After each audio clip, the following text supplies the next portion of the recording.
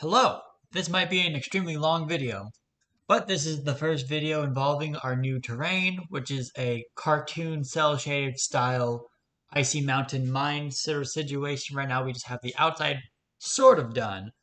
Next week we'll get the different sky globes, blizzards, and whatnot done. So, looking at our list, what do we need done? Landmass overall, a mountain exterior placeholder, snow texture, dark dirt texture, limestone spectral / rough texture, smooth texture, and researching cell shading. Can't remember if I had hallway as a separate texture anywhere, but we also have the hallway texture done. Well, I guess more technically is the hallway for in between doors. So, let's just kind of go into it. Hopefully the computer doesn't crash now that it's recording. Ooh. As you can already see, the character looks drastically different due to the post-processing happening. This is the dark dirt texture. Everything has height maps on it, so everything's going to be looking kind of weird. Additionally, as you can notice, potentially due to the height maps, when you're walking in the snow, your feet sink into the ground. Whereas if you're walking on the dirt, your feet don't sink into the ground as much. Just a little bit, because they still have a height map of times 10, whereas everything else has a height map of 25, which is supposed to be the base for a height map. It's kind of hard to see on this one, but this is the snow texture. Trying not to do my usual of zooming in on my character too much. Up here you can also kind of see much better how the cell shading is meant to look on the ground. We have what will eventually be the ground texture inside the mine. The speckle wall textures. So this is going to be for the in-betweens, just kind of like on like small door frames. So the only textures currently in the scene though is this dirt texture. It's pretty nice. And of course all these snow textures, which cause some weird polygon issues and whatnot with the texturing that I'm seeing constantly. I just head up this hill. There's not really much going on in general. We have a separate cube over here though, just so I could locate things. It's invisible right now when you play the game. And then over here we have what will eventually be the mountain, so you'll be able to go wah, and you'll get in, then you'll walk in, and then whee! Because I had deleted, well, not important stuff, but stuff. I deleted the panels on the inside, so making it will be really, really easy later on. Let me just switch over from landscape to select. Because we have mountain, we have the landscape overall, we have the player start, and the post-processing, which is probably the most important thing. I will mess with that towards the end, just in case it does crash something, though. So if we go into coal mining assets, decals is currently empty. Geometry only has the mountain. And then textures galore. We have 3 different shell shading ones, one that was kind of messing with the values on, one that will only shell shade specifically, and then shell shade everything except for the sky. There's another option I could have done where it does shell shade literally everything, but skips the sky, and that just would not be a good process because the sky would be blacked out. Everything also has an instance texture. So, we open up dark dirt, which is opening up on the other screen. We just drag that over. And then I'll also open up dark dirt instance, because every single one of my textures has an instance to it.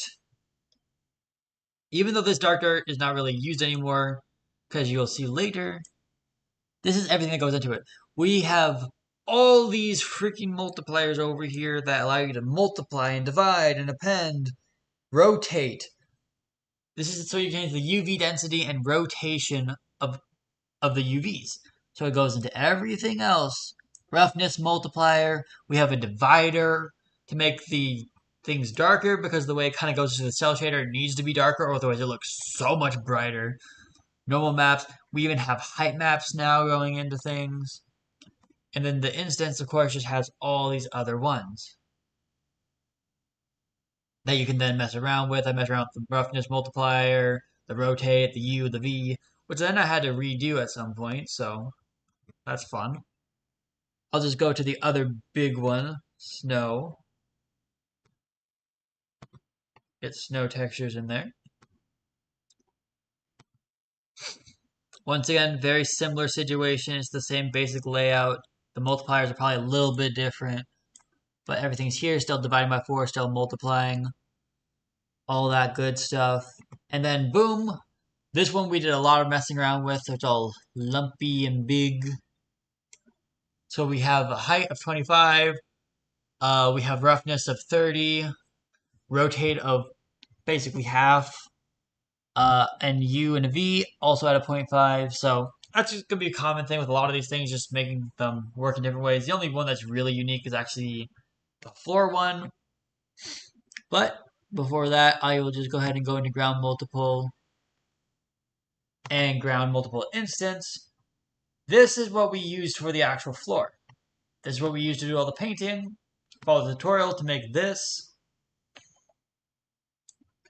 And yes, it is basically just the snow one and the dark dirt one that we already saw. Then getting attached into two different things, which then go into this layer blend of layer snow and layer dirt into this instance, which then I basically had to copy paste over all the different parameter data going into it.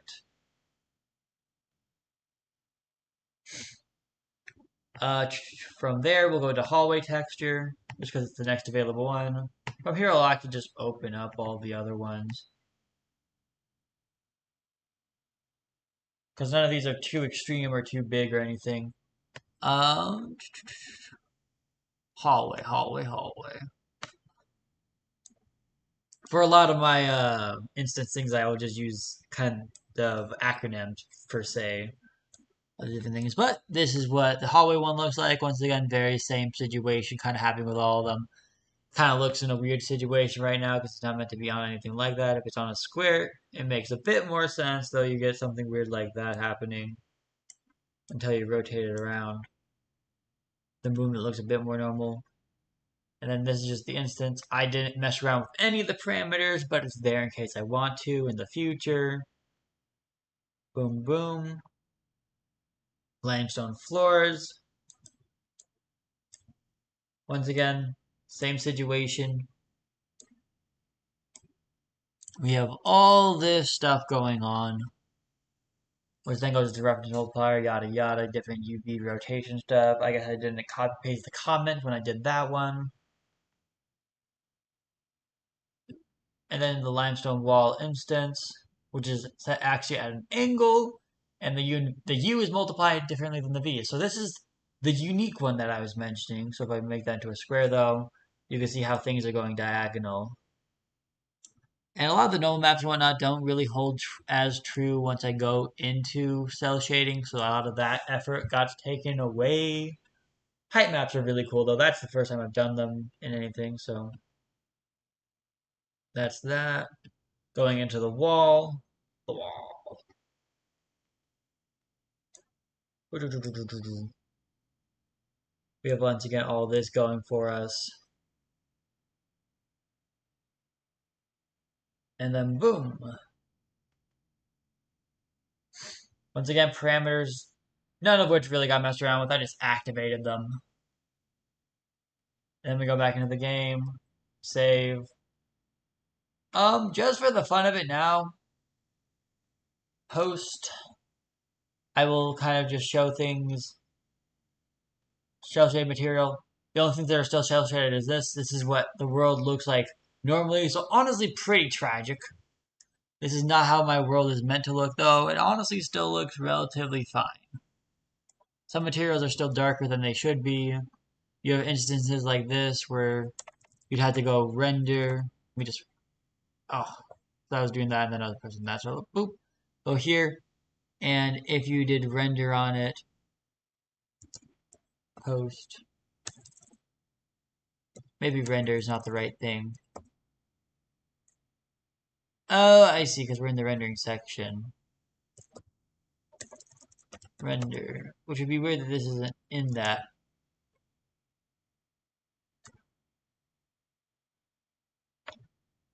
When you try to show something, but it isn't available.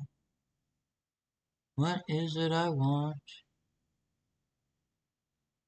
It's in the advanced somewhere.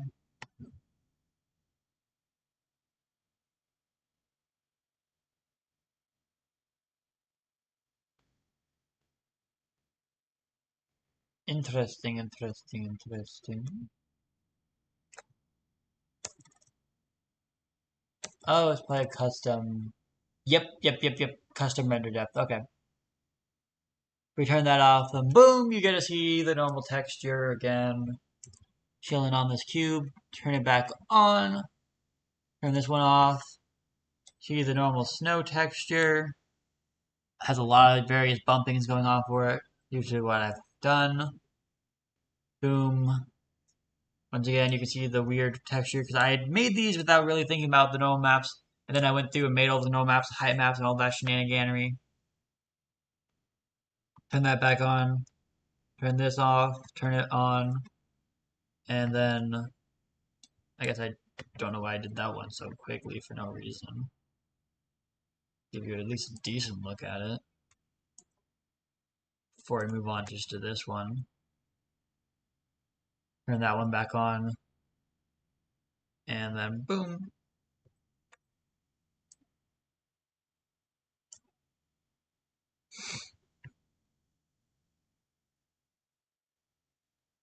And then we'll just do things to where cell shade, go back to all no sky.